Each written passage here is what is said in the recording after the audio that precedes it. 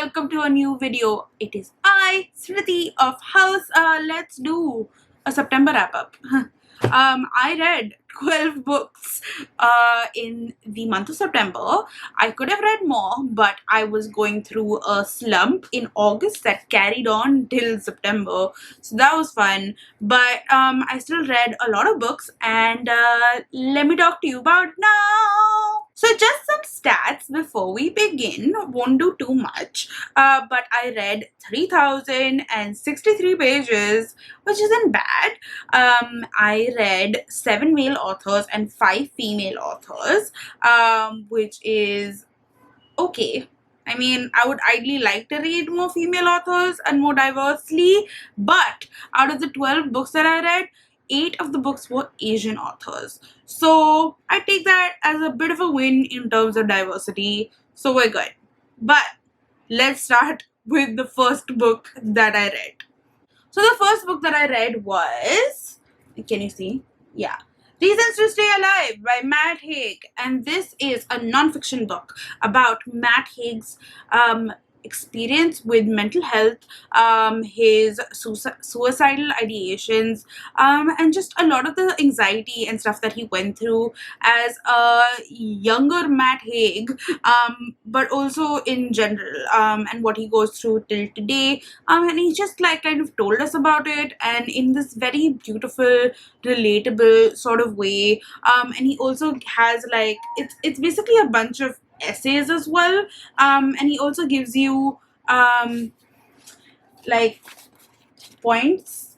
For example, this one is how to be there for someone with depression or anxiety, and he just jots down some points and stuff like that, and I thought that was really cool, and I just really liked it. They were all very small chapters, which was very easy to get through, but I really appreciated everything that he kind of had to say, and yeah, it just made me feel less alone in my mental health journey, and I feel like even if you don't have mental health issues, you can read this book and be more empathetic, which is great, and I really liked it. So finally read it. It was a great book. I think I gave this 4 stars. The next book I read was Girl in White Cotton or Burnt Sugar by Avni Doshi.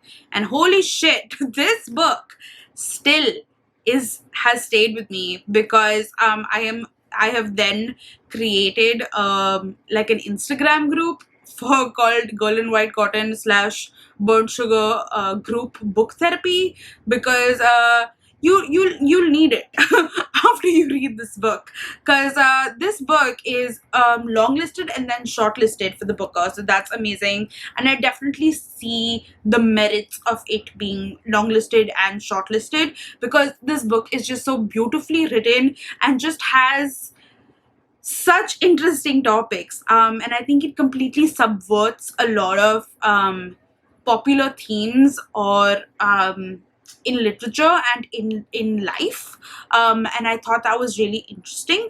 But what the book is about this girl called Antara, who is grown up-ish now. She's married, is an artist, and her mother Tara and her have had a very fraught relationship from her childhood itself, and now Tara is essentially losing her memory, and Antara is having to remind her of her past, and while she's doing that, she kind of tells us of what it was like in her childhood and what it was like for Tara in her life as well, and we kind of get that whole story through that.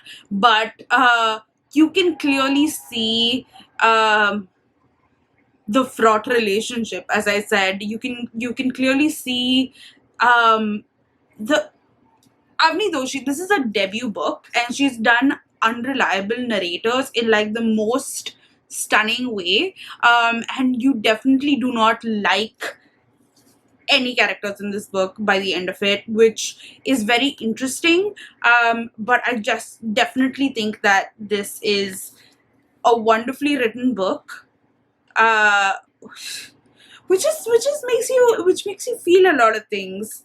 So yeah, definitely recommend. I would definitely love to see this even win the Booker if it could, because I think India deserves it. But also, this book is really good, and I really look forward to seeing what more Avni Doshi sort of has to say. Also, what I really liked about the book was that it was situated in Pune, which is a city that I visit or I have been to quite a lot, and it described it perfectly. Like I could imagine it, having been there so many times, and it was just really, really well done. So yeah, definitely recommend this book. I think this book is really good. And I think I gave this 4 stars. But I did read this during the height of my slump, so I had some issues with it with regards to, I thought that um perhaps there were too many wow moments. Like the writing was just so descriptive, and so wonderful that it was pissing me off, if that even makes sense.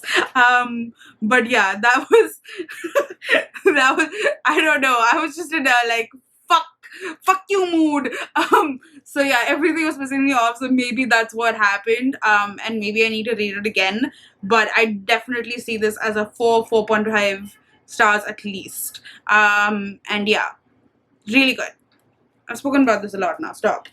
The third book that I read this month was In Search of Heer by Manjul Bajaj, and this is a book that was longlisted for the JCB prize, and I'm actually quite sad that it isn't shortlisted. But this book follows the epic story of Heer and Ranjha, which is basically like an Indianized version, or like an Indian. I wouldn't say Indianized. It's an like how Romeo and Juliet is.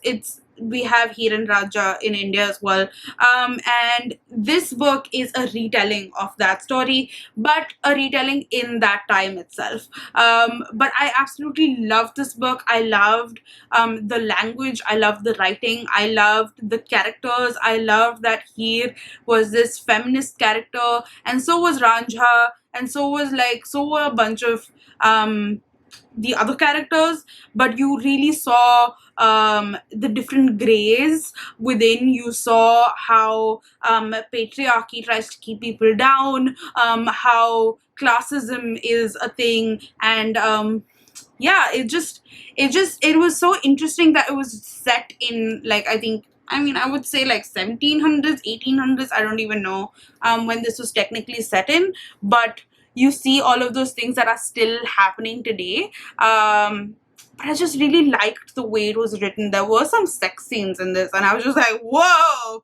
Did not did not know that this was gonna happen. But I mean, it was still good. It wasn't like woo, but I don't know. I don't know if you get what I mean by that. But yeah, it was really good. I really liked it. And I kind of flew through this one. It kind of got me out of my slump as well. And yeah, I gave this 4.5. I don't know, 4.5 stars. Really appreciate it. Much recommended. Yeah. The fourth book that I read was Undertow by Jahnavi Barua. And this is another book that was part of the JCV longlist, and another one that I was very shocked did not be part of the JCP shortlist, but that's fine. This book is set in Assam in the northeast of India, and it follows this girl who has gone to Assam to meet her grandfather, and her mother is basically estranged from the family because she decided to marry out of her class and out of her basically she married a South Indian boy, so they were against it, and then she just kind of eloped and went away. But essentially you see the story of the girl whose name is Lawyer, who's a granddaughter now, and then and the grandfather and their relationship, because she basically goes back to her mother's home, and it's just so lovely. Like in the beginning I was a little confused as to what was happening, because you got a little like these vignettes of the daughter's life in Assam, as well as her mother's life, and what happened and how that kind of the estrangement kind of took place. But in the beginning, I didn't really know what was happening. I thought it was going to go somewhere, and it really didn't. And I was a little disappointed by that. But I really loved the way things were described in this book. Like, I could imagine the house, I could imagine the people, I could imagine the roads that she spoke of, I could imagine the river and just everything. And she also kind of educated me about Northeast India, about the Naxal movement, about just a bunch of things. And I was so hungry while reading this book because she described the food in just the most wonderful way. And I was just like, God damn it, now I want to eat that food. But yeah, it was really, really well done in terms of that. But I was still a little bored. However, the last 50 pages came in and just like slapped me in the face because I was just like, what the fuck? So yeah, and then I was very emotional by the end of it. But I really enjoyed it. I thought that it was really good during those last 50 pages, and that really like pushed things over. And for that, I would give this book a 3.5 star. But it is really short. It's like, I think, less than 200 pages. So it goes by really fast. And I think for that, you should definitely read it because it's really good. It's just really good. I mean, it's really good towards the end. I don't know if you know what I mean, but yeah, I liked it. So, well, there. The fifth book that I read was a graphic novel called Rashtrayana, Trouble in Paradise. And I have it somewhere, but I can't find it for the life of me. So you're just gonna have to forgive me. I will put the picture here. But it is a short graphic novel by Appupen, who is one of India's leading graphic novel artists and storytellers. And it was just a fun time. It basically was a retelling of sorts of the Ramayana, but in present day, but fantastical. It's just difficult to explain. But I really like the story. I like what it was trying to say, and I think it was about like 40 to 50 pages really. But it just had so many things which had me like laughing out loud because of just the irony of things. And I saw what Appupen was trying to do in terms of merging these three different worlds of Ramayana and the current day and this fantastical world that it is in. And I just really liked that bit. So yeah, definitely a great fun read that just took me about like half an hour, 45 minutes maybe. And I really liked the artwork as well. It was really fun. And if I find it, I will put snippets or a video or whatever of it. But if I can't, well then go buy the book because it's pretty cool. The sixth book I read was The Majesties by Tiffany Tsao, and holy shit, this book was so good. Oh my god. Okay, so I need to get myself a physical copy of this book, but I read it on my Kindle. But this book was just such a fucking trip, y'all. It was amazing. This book basically, it starts off with, you see this one character, and I'm forgetting the names now, so pardon me. Wait, I'm just gonna Google it. Wait, hold on. Okay, I googled it. Gwendolyn is one sister who wakes up from a coma to find out that her sister Estelle has gone and poisoned her entire family and friends. So 300 people have died, and the only person who has seemed to live is Gwendolyn, and now she is trying to, and she's kind of in a coma, and she's still in the hospital, and she's not really speaking to anyone or anything like that, but she's putting together the pieces and trying to figure out why it is that her sister has gone and killed her entire family. And yeah, just, and why would she want to do such a thing? And that, like, just getting to know that this is what the story was, it hooked me in completely. And I just loved the way Tiffany wrote. The book was lyrical. It spoke about so many things, including racial injustice, class divisions, whether the capitalism and whether that was important, just like the patriarchy, the gender inequality, domestic abuse, just so much stuff. And she put that in this fast paced, I won't say fast paced really, but sort of like I zoomed through this book. But yeah, it was so good. I loved the end, and Tiffany was wonderful enough to discuss this book with me because I finished it and I put it up on Instagram and I was like, holy shit, what the fuck is this book? It was so good. And I DM'd her and she was sweet enough to discuss this book with me, and wow, this book just completely had me reeling. I loved it. I just loved everything that it was about. And I also loved, especially because I lived in Indonesia, this was about a Indonesian Chinese family. So wait, let me tell you a little more. But essentially, Estelle and Gwendolyn's family is this very rich family in Indonesia, and she speaks about just all of this sort of stuff that I discussed. I'm sorry, I'm just like so excited about this book because it was just so good for me. But yeah, I give this book at least like a 4.5 to 5 stars, because wow, I just thought everything about this book was remarkable, and yeah, just so good. I definitely recommend it. If you can, do check this book out, and I hope Tiffany writes more because I would absolutely love to read anything she writes, really. So yeah. The next book was a reread, but I love this book, and that is Chosen Spirits by Samit Basu. And I've spoken about this book already so many times on my channel, but so I will link you to the original review that I put up, I think in May.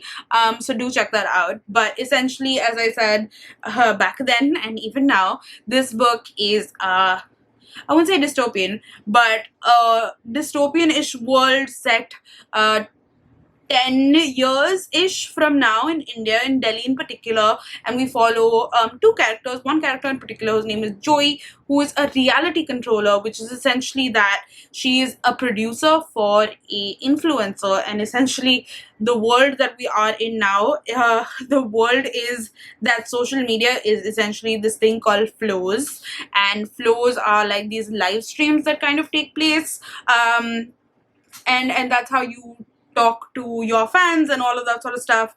But the flows can be manipulated in terms of, for example, and I said this in my review then, but I just find it so interesting.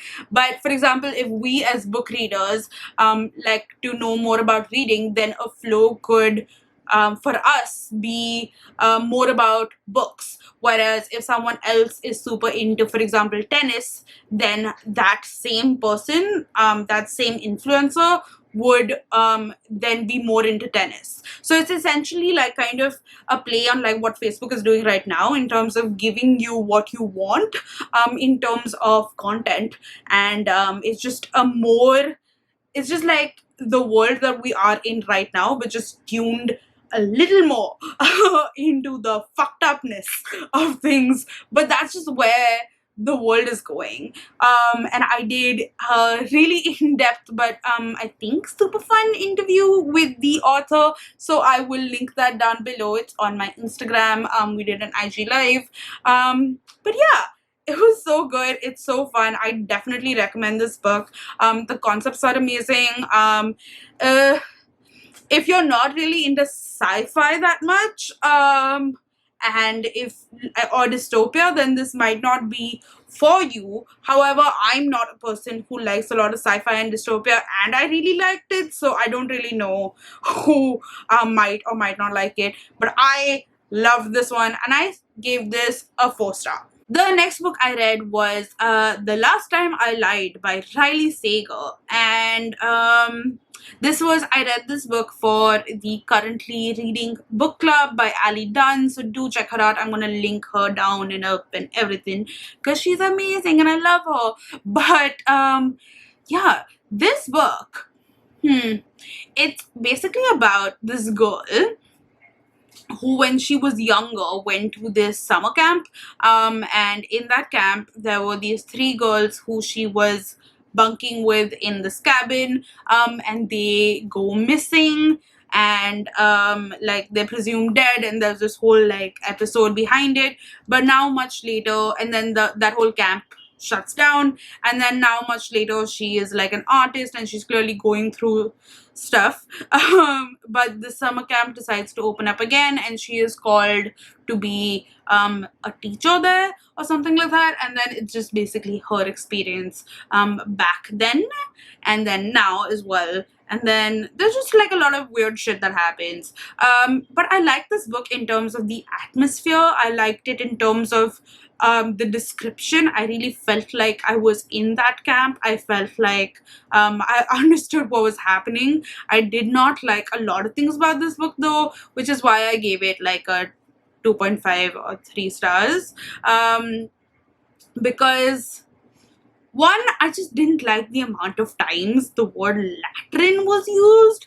I don't know what it is, but I just don't like that word. Hi, editing Smriti here to just come in with an extra point to talk about why I didn't like the book, which was actually the most important point, which was that the main character, just kept on talking about how she lied. And how there was this one lie that she said and how it's like eating her inside, and she would just keep bringing it up through the book and just never tell us what the lie is till like the end. And I just got so irritated because she would just be like, but that lie I told was the worst lie ever, and oh my god, that lie I told, and I can't believe that was the lie I told. And just I was just like, shut up and just fucking tell me what the lie was. Like, why? But yeah, on to the video. Also, I just don't know if Riley Sager understands teenage girls. And a lot of it was of teenage girls. And I just don't think Riley Sager really understands teenage girls. For example, like a teenage girl didn't know how to use a tampon or like a pad. And I was just like, in this day and age, a 14-year-old would definitely know how to use a tampon or a pad. Like, are you kidding me? Like, they would figure it out. They won't be that helpless. And then there's just like, it takes the mean girl aspect of life and like of girls and just like puts his spin on it. And I just don't vibe with the whole mean girl trope aspect of it. So yeah, so like girl hate is just not something that I'm super into. So I mean it was still great in terms of the twists and turns that kind of took place, and all of that sort of stuff, but I was not really invested in the book as much, which is why I gave it like a 2.53 stars.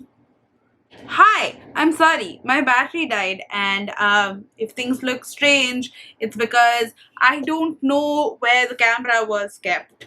So it's been a while, it took some time to charge, okay? So I'm gonna just quickly get into my next read, which was my 9th book of the month, and that is a book that I also read for a book club, and that was for Aaron's Busy Bee book club, which I will also link up down everywhere, and that is Foundryside by Robert Jackson Bennet. And this is a fantasy book, and fantasy really isn't my genre, but I really like this book. This book basically follows this girl called Sansia, who is part in this fantastical world, and the world is really cool, and the magic system is really amazing. So let me just explain what that is first. So the world building is such where one can hack into any item. So for example, a door, we can say that you actually have a hole in the middle, and the door will be like, oh okay, and then you can kind of just like go through the door because of that. And I know that sounds strange, but that's what it is. Or you can say that the rope is actually really heavy, and like trigger it to think that at certain points, so you could tie someone up, and then that person would just find it really hard to break through. And why I'm giving these sort of examples is because this book follows a heist. And essentially what happens is that the main character, who is Sansa, who's this girl who lives on like the outward side of town. I'll explain. She steals something, and then gets into a lot of trouble, and then a bunch of other things happen, and then basically there's this ragtag group of people that are formed, and they kind of try to steal something else. But yeah, this book was just really fun, and I just really like the magic system, and I think that the author did a really good job in explaining that, so you really got into it. However, what me and all the other people who also read the book kind of felt was that even though the magic system was explained really well, I don't think that the atmosphere was that well explained. And as I was saying before, that essentially there are these in Foundryside, in the book, in this place that people live in, which is called Tivain. Essentially there are four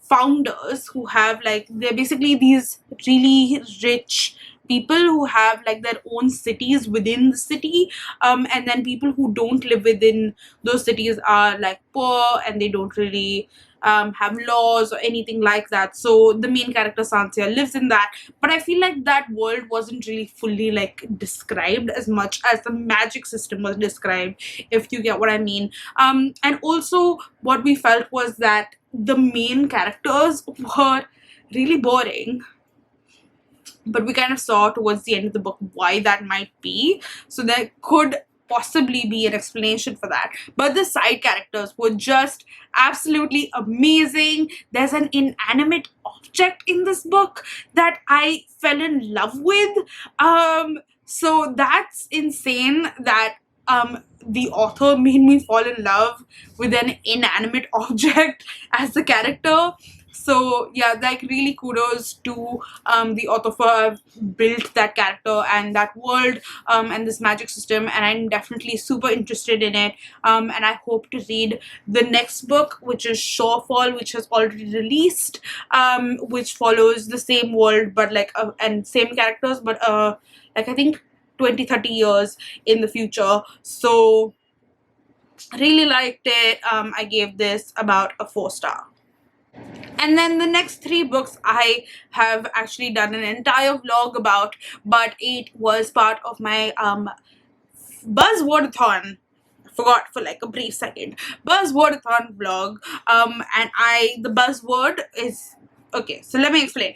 Buzzwordathon is essentially the main host, who's Kayla of Books and Lala, chooses a word, and you find that word in any of the titles of the books that you want to read, and you basically read those books. And the book was night. I mean, the word was night. So I decided to read 3 books. So the first one was Night by Elie Wiesel, and this is a non-fiction book about Elie Wiesel's time in Auschwitz. And holy shit, this book made me feel all the feels. I was crying so much, and you can see me cry in that vlog if you want to see me cry. I was just like sobbing. But clearly what Elie Wiesel went through, and how he described everything was just so simple in terms of the way he described it, but it was clearly like just really gut-wrenching, horrific things.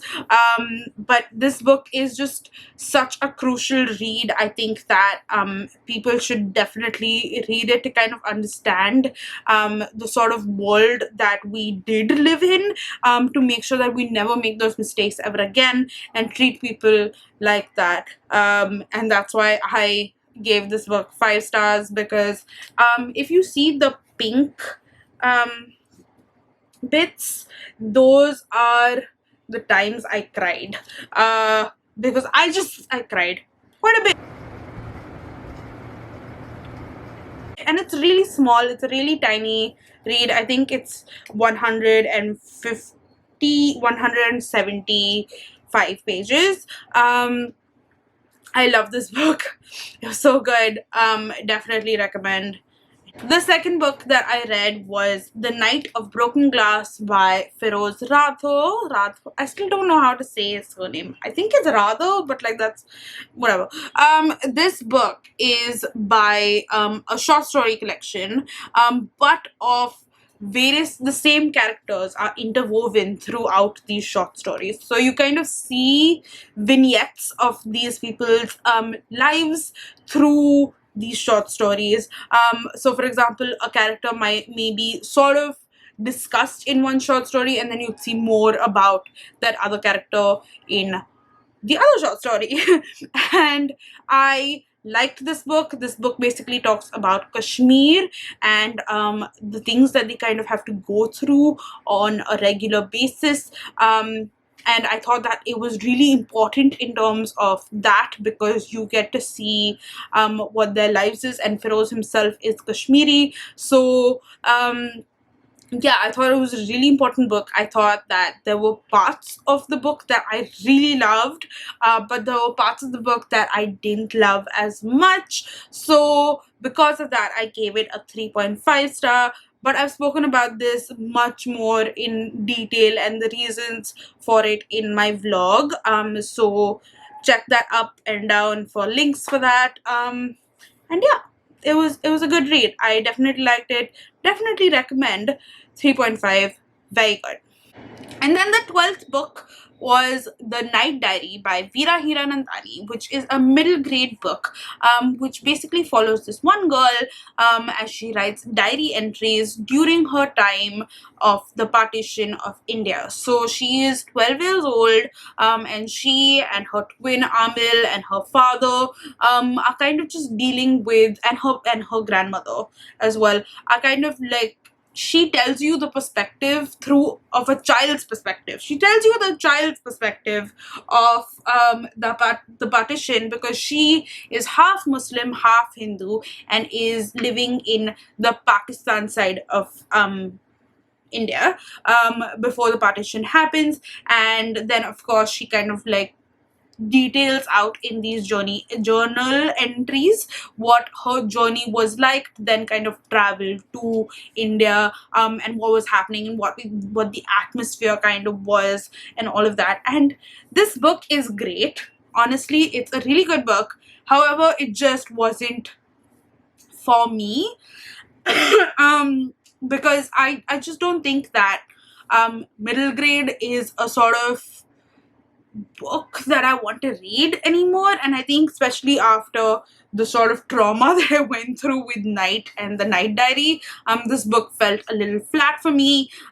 And also I think I didn't like it so much because I only saw it from the journal entries of the girl, but not so much Nisha, not so much from the other characters, and I would have really liked to see that as well. I will also link you to another book tuber who also read this book as well during the Buzzwordathon, so I'll link you to her wrap up. And she's a middle grade teacher, so she speaks about it more in terms of what she liked about it. But yeah, this book was fine for me. I give it 2 stars because I was a little bored. 2.5 maybe. I was a little bored while reading it, but I was still like objectively good. So give it to your 12 or 13-year-old kids. I think they'll definitely enjoy it, and they would definitely get to know more about partition and stuff like that. But I just don't think it was for me because I like partition literature and I've read better ones. So that was that. Thank you so much for watching. If you have read any of these books, please do let me know what you thought of them as well. If you agree, if you disagree, would love to kind of just discuss any and all of that down below in the comments. Let me know what your favorite books were of the month, because I, of course, love recommendations. And stay tuned for more content because I got a lot of shit planned, yo.